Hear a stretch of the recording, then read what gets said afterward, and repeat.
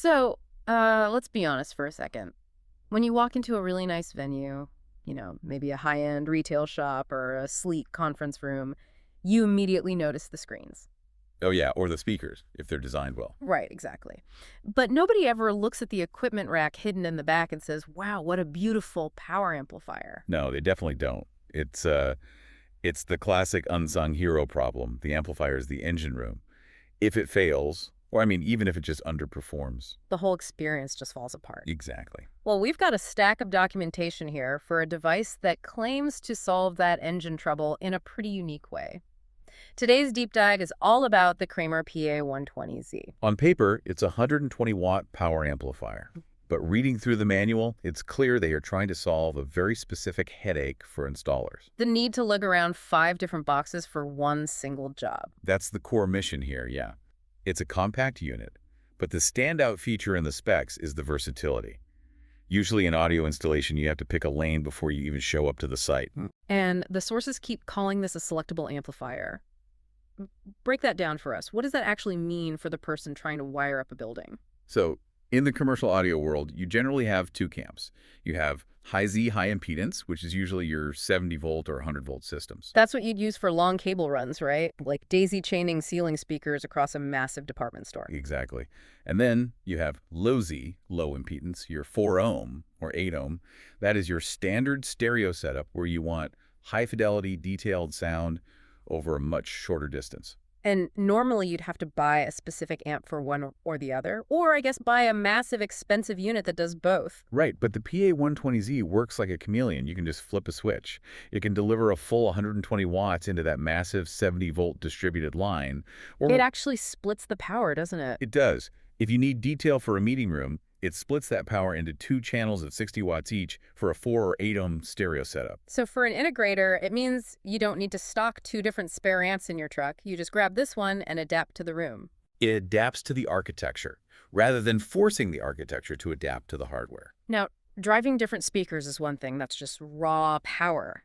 But controlling how they sound is usually a totally different problem. Normally, you'd need a separate matrix or a mixer before the signal even hits the amp. That is the standard signal chain, yeah. But this is where it gets clever. It has built-in DSP, digital signal processing, and features individual mix per output. Wait, so it's actually mixing the inputs inside the amp? It basically acts like a mini mixer. Imagine you were in a lecture hall. You might want the main speakers to emphasize the voice frequencies, so the speech is crystal clear. Makes sense. But maybe you are also recording that lecture, or you have a subwoofer connected. With this amp, you can create a total different mix and EQ setting just for that second output. You're completely removing a piece of external hardware from the rack. Which brings me to a spec I saw on the datasheet that seemed a bit overkill for an install amp. It mentions a professional 32-bit digital analog converter, a DDAC. Why put studio-grade tech in a box that might literally just be playing elevator music? Because in modern AV, it is rarely just elevator music anymore. Think about a boardroom. You might have a CEO giving a critical video presentation. If you use a cheap DTAC, you get that vague electronic hum or signal degradation. Oh, I know that sound. Yeah, it's awful. A 32-bit TAC ensures that even at low volumes, the signal remains pristine. It's really about reliability in high-stakes environments. Speaking of reliability, the product page uses the phrase immune to failure. That sounds like total marketing speak to me. Nothing is immune to physics. Engineers do love their absolute statements. Obviously, if you throw it in a swimming pool, it will fail. But looking at the protection layers, they've built a fortress around the circuitry.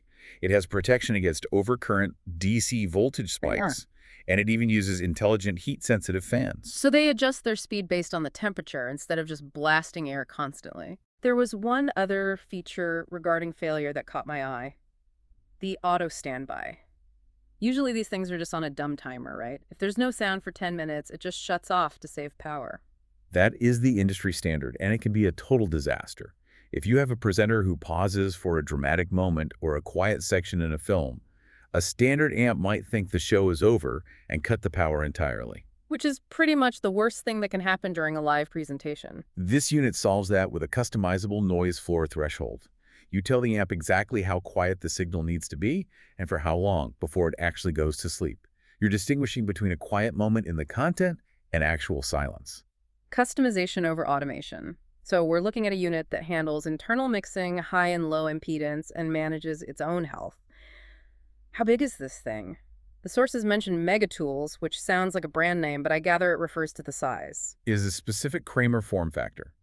Megatools effectively means the unit is narrow enough that you can mount two of them side by side in a single standard 1U rack space. Oh, wow. So you're doubling your channel density without using up more vertical space in the rack. Precisely. It simplifies the logistics for the installer and the experience for the user.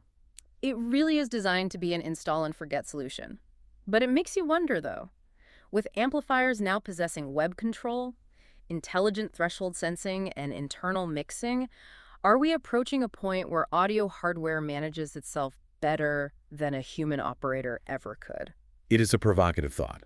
When the tools become this smart, the operator's role really shifts from basic maintenance to pure creativity. Something for you to mull over the next time you hear crystal clear audio in a lobby and realize there isn't a sound guy in sight.